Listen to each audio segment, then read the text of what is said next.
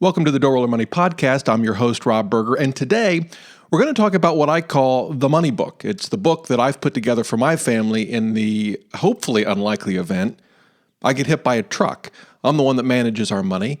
I'm the one that manages our investments. Now, my wife's really not that involved. Obviously, our children aren't that involved. And so if something were to happen to me, this money book tells them kind of everything they need to know about our finances. And I'm going to actually walk through it in detail so that perhaps you can put one together for your family. For the Daily Dough, I'm actually going to get kind of personal and tell you about what's been going on in my world that's actually affected this podcast, I think negatively over the last few weeks, but hopefully positively going forward. So I'm going to tell you what's been going on there. And then for the third and final segment of the show, I'm going to respond to a listener's question about negotiations. How do you negotiate? What are some pointers when you're negotiating? In his case, it's negotiating a lease or for an apartment, but you might be negotiating the purchase of a car or a salary, whatever. We're going to talk about negotiations to close out the show. So with that, let's get started. And I guess we start with the I Just Got Hit by a Truck book. I'm not going to call it that, by the way. It was weird. I don't know if weird's the right word. Unnerving, maybe, putting this together because I tend to want to inject humor, or at least my sense of humor, for better or worse, into stuff that I do. And so there were times as I was putting this book together, I wanted to say something that I thought was cute or funny, and I stopped because I can't do that because if this book is ever being used, I'm dead or incapacitated. And the person reading it probably isn't going to, appreciate my silly sense of humor at that moment. So I had to kind of take all the nonsense out of it. But I'm going to walk through it. It's literally it's a 3-ring binder. It's about an inch and a half thick of paper, and I'm going to walk through it in detail. And before we get into the details, though, let's kind of take a step back and look at the big picture. Who is this book for? Well, in my case, it's first and foremost for my wife.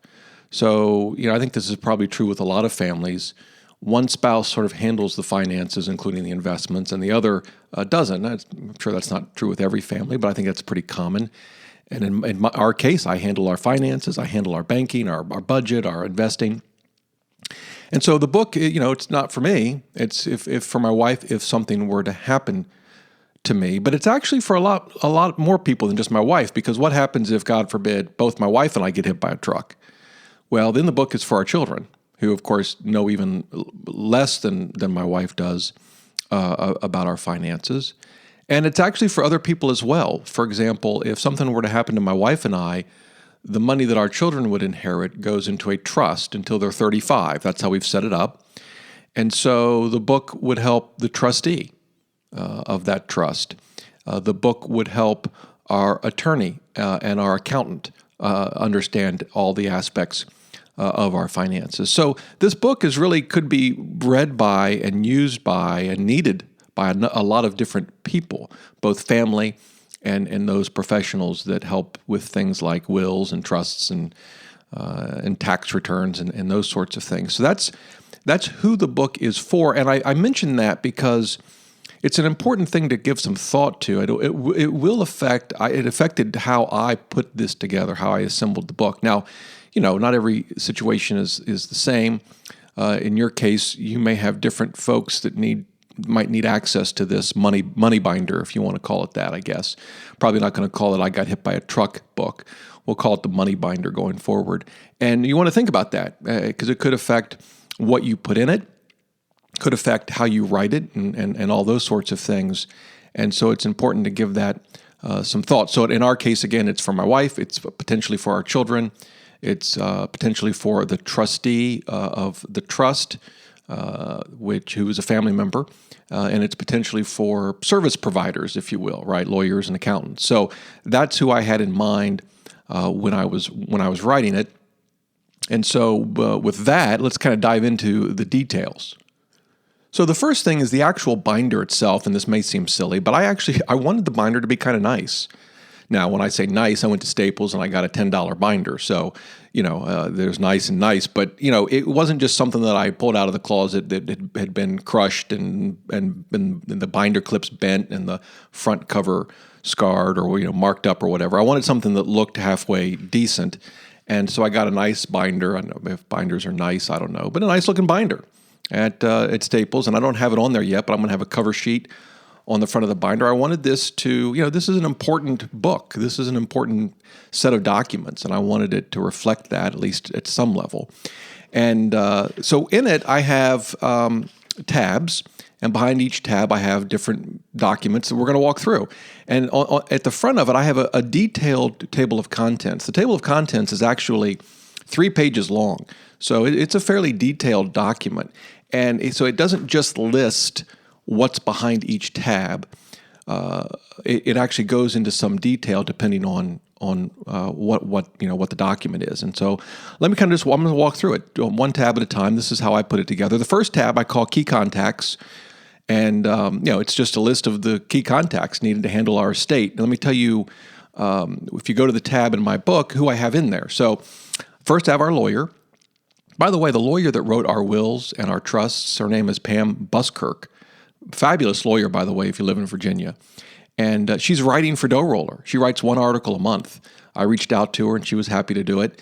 And she's writing about stuff that I certainly am not competent to write about. The last article she wrote was very practical. Who should you set as your beneficiary in a 401k or an IRA?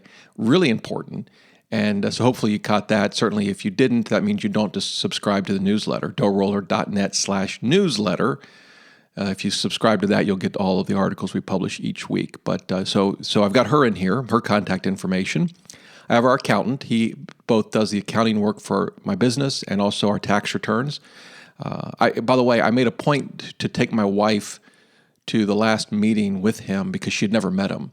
And I thought it was important that she meet him, and put a face to a name. And she's probably never going to meet him again unless, again, I get hit by a truck.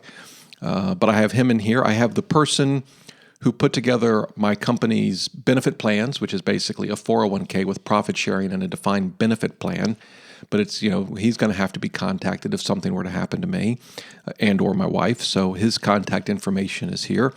I have our my insurance information, the name of the insurance company and the contact information in this section. By the way, my wife doesn't have a policy. She did when we adopted our children in 1995. We had a $200,000 20-year term policy on her. She didn't work. She was a stay-at-home mom, but the idea was if something happened to her, I could use that money to maybe take a few months off work to be with the children and then maybe to help pay for, I don't know, child care or whatever. It was the smallest policy they offered at the time, the company we went to. And when you buy a term policy of 20 years, 20 years when you're I think we were in our late 20s, man, it seems like a lifetime. But boy, does it go by fast. And it did. And thank goodness we didn't have to use the policy and it expired. We didn't renew it because, we don't need it. And actually, when my policy expires, which is not for another 8 years, we probably won't renew it. The life insurance, you don't need it after a while, right? You only need it if someone's relying on your income to survive. And like once you hit retirement, for example, and you're relying on Social Security and your investments, in most cases, there are always exceptions. You don't need life insurance. Anyway, have the life insurance information in there. And then the last thing I put in there was our main bank's information, where our main checking account is. And she knows this, but again, this book isn't just for my wife, right? I wanted that information in there because someone handling the estate might have a need for immediate cash. The investments, you can take some time to deal with, but there's bills to pay. And so I have our main checking account information in this first tab of the binder, the key contacts. And so that's what I have there. Honestly, I could probably put more contacts in there, and maybe I will over time, but those were the key contacts that I've put in, I guess, version 1.0 of the money binder. All right, behind tab number 2 is our net worth statement. Now, within our table of contents, it's actually the longest section. And I hope this doesn't come off as tedious. I'm actually going to read to you what I have in the table of contents. And again, I'm writing this with the thought that my wife could be reading this, our children could be reading this, our trustee could be reading this. And so here's what I wrote. I said tab 1, actually there's a typo as I read this. Tab 2 contains our net worth statement, which lists the assets we own and the debts that we owe. Also included are supporting documents for our assets and liabilities.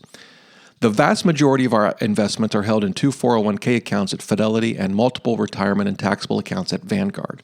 I've taken 2 approaches to investing. With our retirement accounts at Fidelity and Vanguard, our investments are in a handful of primarily low-cost index mutual funds. These are mutual funds that seek to mimic certain stock and bond indexes, such as the S&P 500. For our taxable account at Vanguard, I've invested in a few high-quality individual stocks. Whoever is reading this may feel overwhelmed right now. I suggest a simple solution: hire Vanguard to manage all of the investments. Vanguard offers a service to manage investments for a very low cost, 0.3% of assets managed as of January 2016. The service is called the Vanguard Personal Advisor Service. They will invest the assets in several well-diversified low-cost index funds at Vanguard. It's the smart way to go. Let me stop for just a second. I actually interviewed someone from Vanguard about their Vanguard Personal Advisor Service, and I'm going to play that. That interview will air in the next episode of the podcast. All right, continuing on in my money binder. Under the net worth statement section of the table of contents, I say, some potential hiccups. Selling the individual stocks that I own may trigger taxes. It may also be a bad time to sell if the stock market is down. Here you may want to seek Vanguard's and our accountant's advice in terms of taxes and timing. But I wouldn't lose too much sleep over it. Remember that the goal is financial security, not squeezing every possible dime out of every investment. If I've done my job, you should be well cared for financially. Number 2, the accounts at Fidelity. These can be transferred to Vanguard. It's a very easy process, and Vanguard can walk you through it. They have an entire department that handles these types of transfers. The key is to start with Vanguard. They will contact Fidelity on your behalf. And I should stop there. Fidelity is terrific. The accounts I have there I like very much. You know, I'm kind of a Vanguard fan, but you know, Fidelity has great index funds as well. All right, 3 more paragraphs in this section. Here we go. One final thought. Regardless of how you decide to handle our investments, remember one very important thing. A time will come when the market is crashing and you'll be tempted to sell everything and move to cash. These times usually involve a lot more than just a falling stock market. We may be at war, unemployment and inflation may be sky high, or the banking system may be on the verge of collapse. Dark skies ahead. Don't sell. Think about all the bad stuff we've gone through in the past. World War I, the Great Depression, World War II, the Korean War, Vietnam, 9/11, the Great Recession. The economy and the markets move in cycles. The best investor knows this. The best investors know this and never panic during bad times. Just stay the course. One thing that will help you stay the course is a simple rule. Never invest money in the stock market that you'll need in the next 5 years. This will help you sleep at night when the market is in turmoil. So there you go. That's what I put under tab 2. The reason I read it to you, and again, I hope that wasn't too tedious, I kind of wanted you to get a sense of this binder and what I'm trying to accomplish. It's not just hey, here's all our stuff. I'm trying to educate people that really aren't into investing. You know, it's easy, at least not too difficult, to come up with a handful of index funds and say, okay, I'm going to put, I get that, yes, I get that, Rob. I'm going to put some in a U.S. stock index fund, some in a foreign stock index fund, and some in a bond index fund. Good, got it. That's not too complicated. But staying the course in very difficult times, that's a whole nother matter. And I kind of wanted to, in this binder, as much as I could, share some of that thinking with them. Hopefully it sticks. And then behind tab number 2, I have our personal financial statement, our assets and liabilities. I break our assets down between bank accounts, taxable investments, retirement investments, and then sort of a final section that has our house, our business, and our investment properties. And I have footnotes where I explain a little bit of information. And then behind that, I have recent copies of all the statements of all of our accounts, everything, checking, savings, Vanguard, Fidelity, everything. Prosper, Lending Club, the peer-to-peer lending. We have a little bit there. And so that's a pretty thick section because, these statements, they make them ridiculously long. And one of my goals there was to make sure they just knew where all our accounts were and they weren't worried about, am I missing something? And so that's what I did for net worth. All right, tab number 3 is about 2 accounts that I have for our children. They're small, but they're Vanguard accounts. And our children really, they kind of know they're there, but they don't really know any of the details. And one of them, there's a trust involved, and so I'm the trustee, and so that adds a level of complication. And so I just describe all of that in tab 3 and include the statements behind the actual tab. and the trust document. Tab 4 is my life insurance policy, so I just explain, basically who you call and what the policy number is and what the benefit is. And then behind the tab, I have the actual policy, pretty straightforward. Tab 5, I have our wills and our trusts, or copies of them. And the originals I keep in a safe deposit box, but I have copies here in the binder, so folks know have those. And it also includes, by the way, medical directive that we have and durable general power of attorney. All of this was prepared by our attorney, and so that's all behind tab 5. Tab 6 is a tab for my business, and this is kind of an interesting and challenging aspect of this binder. Right now, that tab is empty. The issue with our business is not from an accounts perspective. All of the accounts related to the business, which is really just a checking account, are described in the earlier tab 2, dealing with our net worth. The problem is no one knows how to run this business but me. My wife would not know, we talk a little bit about it, but she doesn't know how to run a blog. She couldn't log into the back end of my website or know how it makes money, or who, does she have to invoice people to get paid? Do people just pay us? How much should they pay us? How does she know if something needs to change in the website? It's something that's kind of bothered me for a while, and it's not an easy challenge to overcome. And so I'm actually doing two things, and this might be helpful to people that own small businesses. The first is I'm in the process of documenting every single procedure to run my business. And if you say to yourself, that sounds kind of overwhelming, it is. It's very overwhelming. You think about all the little things that go into any business. In my case, take something as simple as updating an article. Maybe I've written an article a year ago, and it's maybe a little bit out of date. Maybe some of the links I linked to some good articles on other websites that no longer exist. Or maybe I have an advertiser on that article and they are demanding I make a change because maybe the terms of their offer have changed. How do you go about updating that? And that's just one tiny little piece of an overall business. How do you when an advertiser mails me a check, where does it go? Well, it goes to a post office box. Does my family know that? Maybe my wife does. Would my kids know that, or the trustee? So I'm in the process of documenting every little procedure to run my business. And I have to tell you, kind of the motivation for that was The Prophet. I don't know if you watch that show.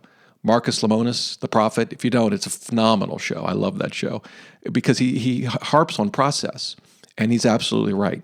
So I'm using a site called Sweet Process, which is a subscription site. You have to pay a monthly fee. I hate those things, but it actually is very good at documenting processes, particularly, by the way, for an online business. So that's the first thing. My hope is that when I'm done, anyone could step in and run this business. And so that's the goal. The second thing is that I know a lot of other personal finance bloggers, people that I trust, that I think could step in and help my wife or my children, at least educate them and tell them what they need to do and kind of facilitate that transition, even with all the processes documented. And so I'm actually meet with a good group of about a dozen personal finance bloggers once a year. We're meeting in Orlando here in a couple of weeks. And that's one of the issues I'm going to talk to them about and kind of try to set that up in a more formalized way, where some of the key contacts in my key contacts tab will be bloggers. Hey, reach out to these two people. They can help you figure out what you need to do. So that's taking some time. That's not an easy thing to do, but I think it's a really important thing to do. And for those that own businesses, particularly really small businesses, you may own a business it's got management level and employees and people that can run the business without you. I don't. I have a few freelance writers, and by the way, if you want to write for me, I've mentioned this before, I've gotten some great writers from listeners. Shoot me an email, dr@doughroller.net. But I'm really looking for great writing, and I got to tell you, I'm thrilled with the writers that I have now. They're fantastic. But the point is, I don't have like full-time employees that could continue to run the business without me. And so this is going to take a lot of time. By the way, one other resource I'll mention is a book called The E-Myth, phenomenal book. But it's basically about systematizing your business so that it could run without you. And so that's what I'm in the process of doing. It won't happen overnight, but hopefully I'll be done in the next few months. And a lot of that information then will be behind tab number 6. All right, the seventh and final tab, at least in version 1.0 of my money binder, are passwords. Now, passwords are kind of an interesting thing.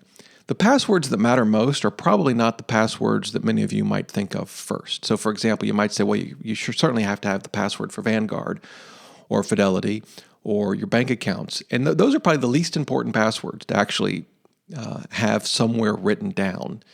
And let's put aside for a moment the risk of someone discovering it, which I think is probably pretty low. The risk is probably a family member discovering it. But my wife doesn't really need those passwords. By the way, I don't keep them from her. She just doesn't have any interest in knowing them.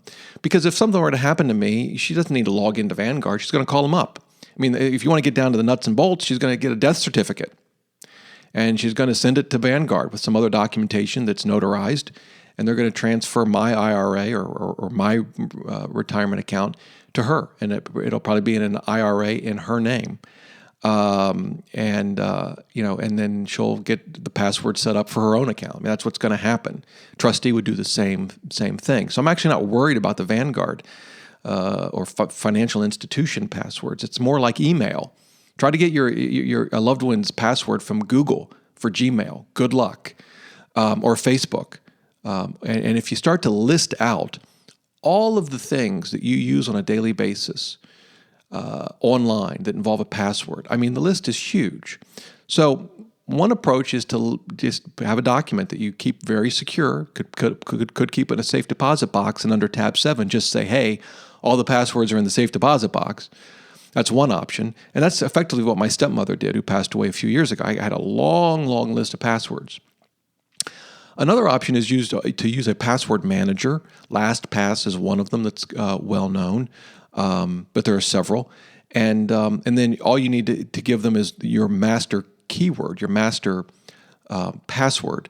And you could do it that way and maybe keep that master password in a safe deposit box. The key there, though, is if you ever change it, you got to go to the safe deposit box and make sure you update it immediately, or they're not going to have it. And by the way, if you use LastPass and you lose the master password, or you've changed it and you didn't update your documentation so your family doesn't have it, they absolutely cannot get it from LastPass. Why? LastPass doesn't know it. That's what makes it so safe.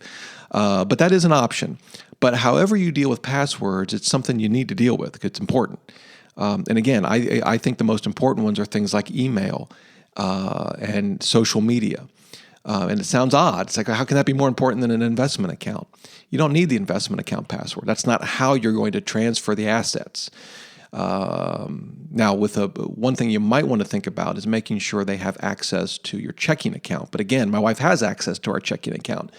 She never logs in. She doesn't know the password, but she has the ATM card and she has a checkbook and she's on the account. So she will certainly be able to get access to money to pay the bills. So, but again, however you deal with passwords, you want to describe that in this money binder. Now, that's what I've got for version 1. Could I add other things? Sure.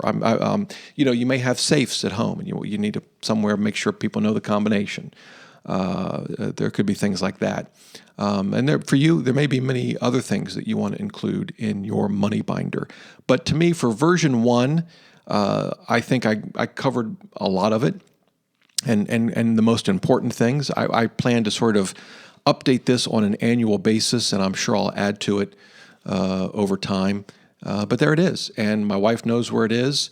One of the things that's interesting for me is, like, my children don't know anything about the binder, and I feel odd talking to them about it. So I got to figure that out. I haven't figured that one out yet, but my wife knows where it is.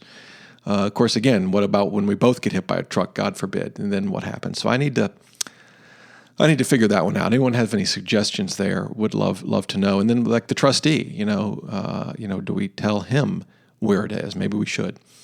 Probably will. But in any event, that's the binder, the money binder. That's my money binder. Hopefully it helps you in preparing yours. If you've done other things and you've maybe put one together, you have other ideas of things that should go in it or how to handle it, would love to hear from you. Shoot me an email, dr@doughroller.net. Let me know. Or even better, join our Facebook group, doughroller.net/Facebook group, and let us know there.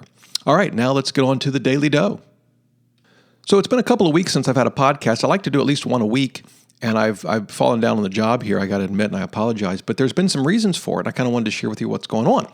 And the first one, and probably the most exciting one for me today, by the way, I'm recording this on Friday, March 25th. If I do my job, it'll be published Monday, March 28th. And on March 31st, I'm officially retired. It's my last day on the job as an attorney. Although I guess I'm technically not retired. I'll be running my business, DoughRoller.net, and this podcast and the newsletter. I've got other things that I want to do that I'm pretty excited about, all related to this online stuff that I do. But yeah, after 24 years practicing law, I'm retiring. I'm retiring from Winston & Strawn, by the way. I've never said that on this show. That's the firm where I work. It's an international firm headquartered in Chicago with like a quadrillion lawyers. And I started there in 91 as a summer associate. Then after law school, a full-time associate in 92, made partner in 2000, quit in 2002, because why not? Life is short. You want to try new things. And I went in-house for a company that actually eventually went bankrupt. I don't think I was the cause of the bankruptcy, though. I'm pretty confident of that. And then, but I saw the writing on the wall, so I actually left before they went bankrupt. And by the way, that job was excellent. I managed, at that point, I was doing technology-related litigation. That's what I did at Winston & Strawn. Although I did a lot of other things there, too. I was on the team that defended former Congressman Dan Rostenkowski. If you're from Chicago, you got to know who Rostenkowski is. But in any event, I ended up sort of specializing in computer technology-related litigation. I defended, I handled, things like the lawsuits over the implementation of accounting systems, SAP, JD Edwards, Great Plains, PeopleSoft, some systems that don't exist anymore, and represented folks like I represented Gateway. For those of you that remember Gateway, I represented them when they were Gateway 2000. Anybody remember that? I'd go out to their headquarters in North Sioux City, South Dakota. That's an exciting place to be in February, let me tell you that. But it was a lot of fun. So anyway, that took me to an IT consulting firm, and I managed all their technology disputes. So it was, and all their international disputes. I was in Europe a lot. It's kind of fun. And but saw the writing on the wall, and then I went to what's called the Public Company Accounting Oversight Board, the PCAOB, which was created by the Sarbanes-Oxley Act of 2002. Now, I was in the enforcement division. Now, the thing about that is, if there are 10,000 people that listen to this podcast, maybe 10 of you really care about the PCAOB. And those 10 were going to be auditors of publicly traded companies. And their reaction is going to be, you worked for enforcement? Really? And the rest of you won't really care. And that's okay. It was a great job. I enjoyed it immensely. A great place to work. And then after about 6 or 7 years there, my old firm called me and said, hey, you've been bringing enforcement actions against public auditors. Why don't you switch sides and start defending them and come back to Winston & Strawn? So that's what I did, and I've been there since 2011. And March 31st, 2016 is my last day, so I'm retiring. And I'll probably do some consulting work, maybe for some existing clients, maybe for some new clients. I really like the subject matter. I mean, it kind of just fits me. I like I learned the auditing standards backwards and forwards after 6 or 7 years at the PCAOB, and I like numbers. I don't know, it fits. So I'm sure I'll do some consulting work for some folks. And by the way, for the 5 or 10 of you, if you ever have any questions about the PCAOB, or don't hesitate to email me, dr@doughroller.net. But yeah, that's kind of what I did, and I'm retired. So there you go. So now I got no excuses. So if I don't put out a podcast once a week, you can email me and say, Rob, what's up? You're pathetic, and I get that. I got no excuses. But the point is, transitioning my cases and doing all that has really kept me busy.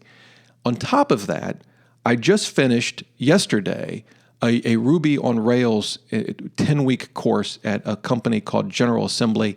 They have locations in a lot of different places. I took the class in their location in Washington, D.C. Great course. Ruby is a programming language. Rails, I guess you call it a framework. I'm sure there might be real programmers, unlike me, real programmers listening. You might cringe when I try to explain this, so apologies to the real programmers among you. But Ruby is a programming language, pretty high level in my view, as compared to like a C or C++ or something. But and by the way, I've litigated over C++ before. Anyway, and Rails is a framework that helps you take Ruby and basically build web applications with it. And the reason I took it is because I want to build tools. I want to build financial tools, some that will be on DoughRoller, some that will be... Now, DoughRoller is a WordPress site. That's not going to change, but I'll probably create a subdomain and create tools tools that if you I've created a spreadsheet that helps you figure out how long it'll take you to retire, particularly if you want to retire early. Some of you have seen that, but it would be great to actually create that as a web app, and you can put in your income, you can put in your debts, your investments, your savings rate, all this sort of thing. Make some assumptions, and it'll calculate out the likelihood that you can retire early if that's your goal, or maybe on time if that's your goal.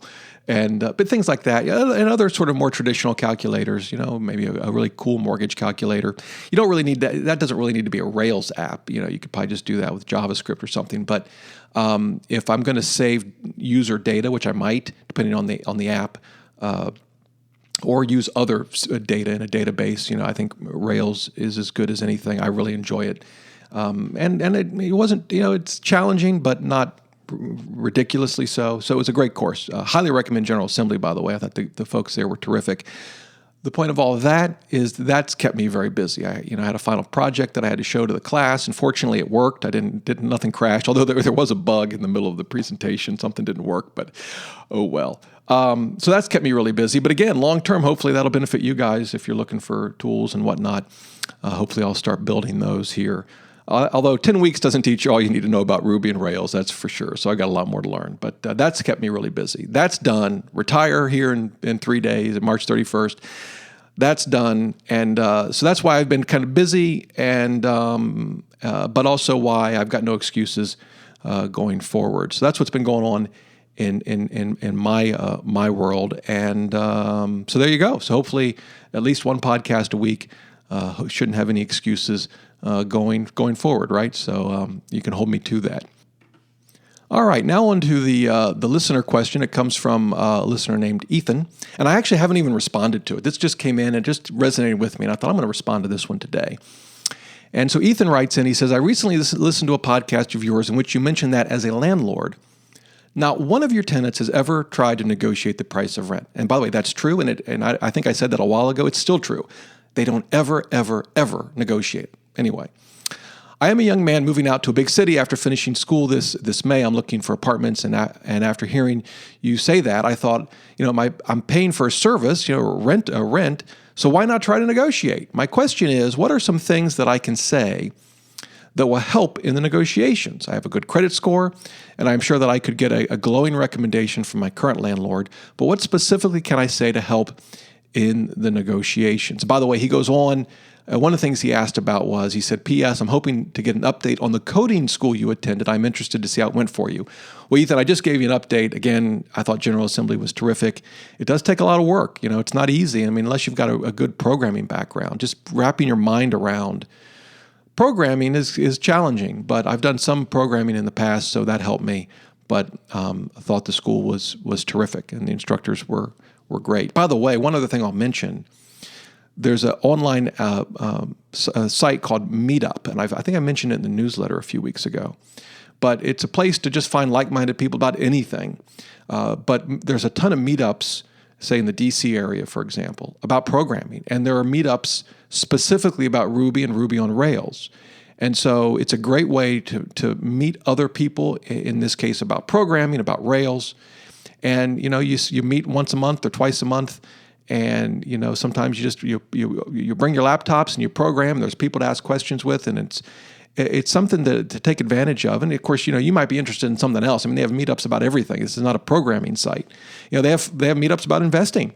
You want to be careful who you meet up with. You don't want any scammers. But the point is, a great resource to check out, no matter what you're interested in. There's fitness-related meetups. Everything. So I've gone to several programming-related ones, and it's been great. All right, negotiating. Well, so I'm going to give you 5 pointers today. I negotiate a lot for clients. I've negotiated multi-million-dollar deals. I've negotiated deals that would result, at the PCOB. From an enforcement perspective, I was negotiating deals on behalf of the PCOB that would effectively end the career of auditors. And that's a sobering thing. You're putting someone out of work potentially because maybe they've done a bad audit, and that's a whole different thing. And then when I moved to the defense side, I'm now defending. I'm on the other side, and it's like my client could potentially either end their career or not be able to audit for a couple of years. I mean, there's a lot at stake. And so, in some ways, when I think about negotiating a car purchase or a rent, it seems like, oh, that's easy. That's a walk in the park. But some people love to negotiate. Some people just love the whole game of it, right? And some people don't. The last thing they want to do is go into a car dealership and negotiate a car. The funny thing is, for me, I hate negotiating. Or I shouldn't say that. I did hate negotiating. I hated negotiating when I was doing it wrong. Now I don't mind it because I don't do it wrong anymore. And that's particularly in the context of cars. Ethan's question's in the context of renting an apartment or a home or whatever. But the same rules really apply to negotiating a car, for example. And I'm in the process now of getting a new car. And so I'm in that mode of negotiating. And I don't mind it because I don't do it the way I used to. And I'm going to talk about that. So 5 things. Number 1, you need the home field, what I call the home field advantage, or at least you need to negotiate on a neutral ground. And here's what I mean. Let me use the car example. What you don't do is go into a dealership, have them sit you at a desk with the salesman and negotiate a deal. That's the absolute worst way to negotiate a car purchase. Why? If you've done it, you've been through this routine. Think about it. You say, well, the sticker price is whatever, $20,000.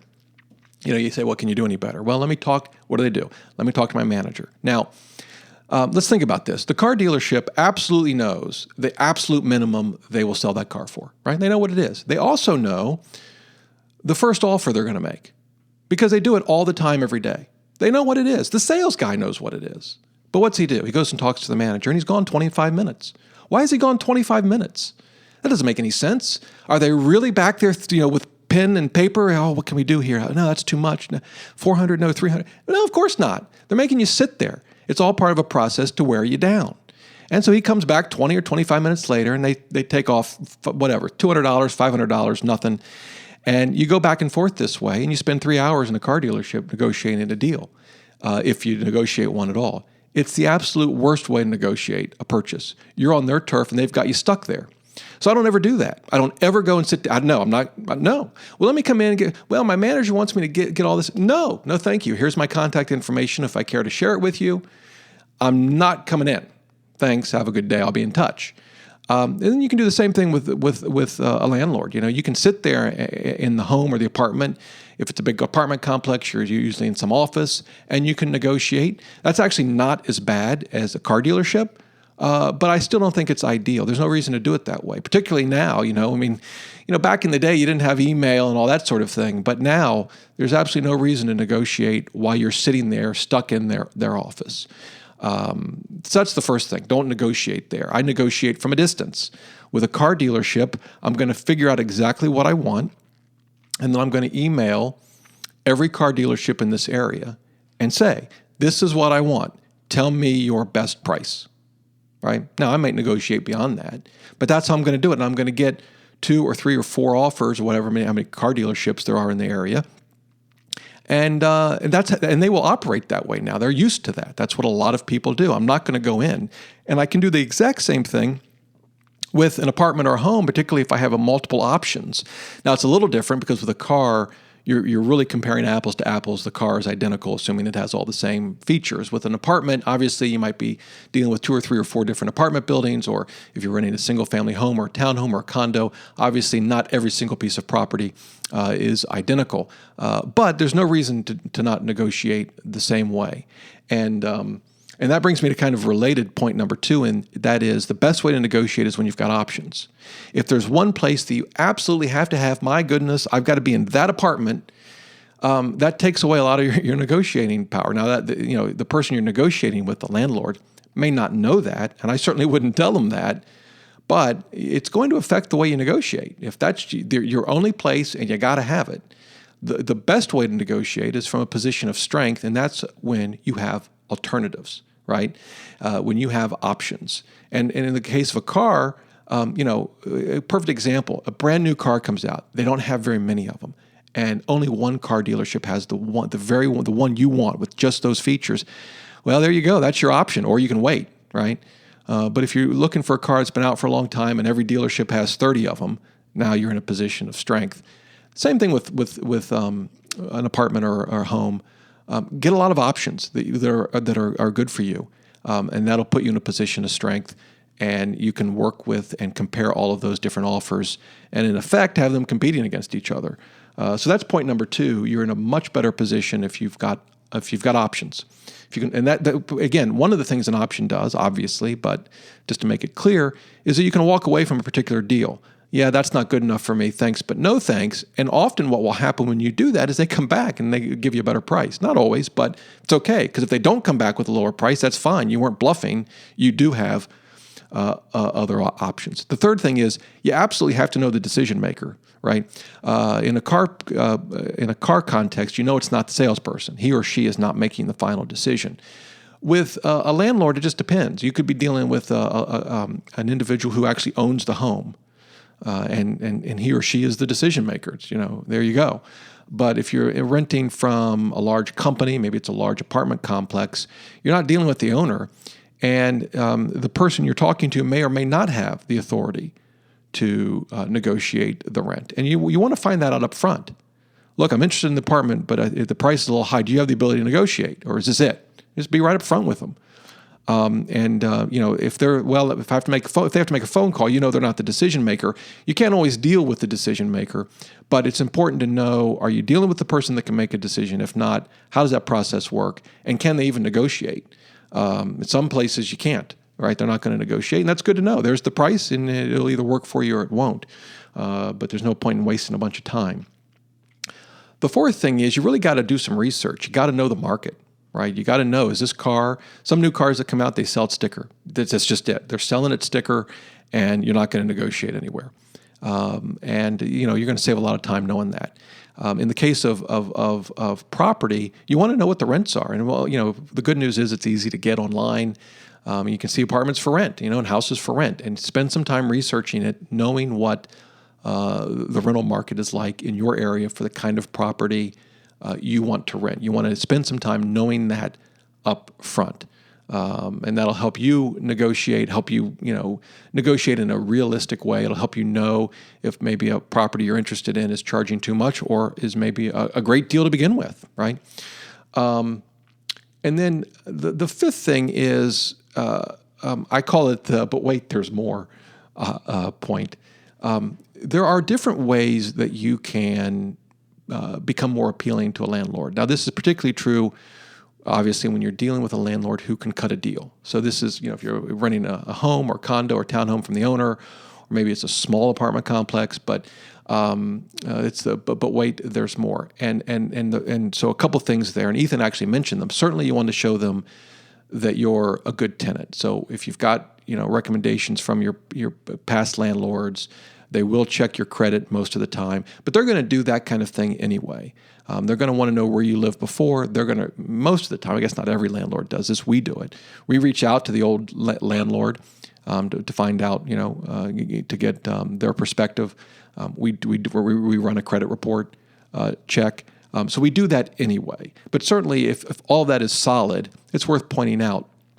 But there are other things that you could potentially add to the negotiations if this works for you that could be appealing to the landlord. For example, a longer term lease.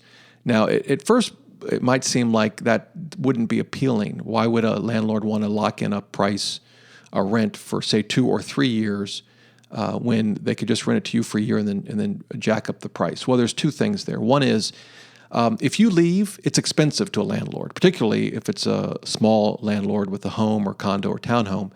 It's expensive to lose a tenant. You're going to be without rent usually for at least a month. You're going to have to do some cosmetic things to the house, clean the carpets at a minimum. You're going to have to spend the time and money to put the property back up for rent. You're going to have to meet with tenants again. It's a pain. And so we love 2 and 3 year leases, and we'll lock in the rental price for 2 or 3 years. And even if some landlords won't, maybe you'll agree in advance to what the increase will be, and it's a modest amount that's acceptable to you. So that's one option. I wouldn't. Why I call it though but wait, there's more. I wouldn't lead with that, right? I would, if they're offering a 1 year lease, that's where I would negotiate. And when you thought you had gotten the best deal you could at that 1 year lease, if you're willing to stay for 2, say, well, can I get a better deal if if I agree to a 2-year lease. Now, some might say no, but I think some will say yes. Another option, if you've got the cash, is can I get a better deal if I pay the first 3 months up front, right? Landlords love cash. So maybe you can get a better deal if you pay up front some amount, if you've got the cash. Again, I wouldn't lead with that. This comes after you think you've got the best deal you possibly can. You want to hold those things back until you think you've gotten as far as you can without them, and then you add those and see if they work. And there may be other things that you can think of that might be appealing to the landlord in a particular situation that might vary from location to location, or landlord to landlord, or situation to situation. But those are two that come to mind. So there you go. I hope that helps. I mean, negotiation. There's books and books. Getting to Yes is a big one. Popular book on negotiating, trying to get that win-win, which I'm not sure I totally. It doesn't always work out that way, but it's interesting. But there are plenty of books on negotiation that you could read. But I think, to me, the biggest thing is not negotiating on their home turf and having options.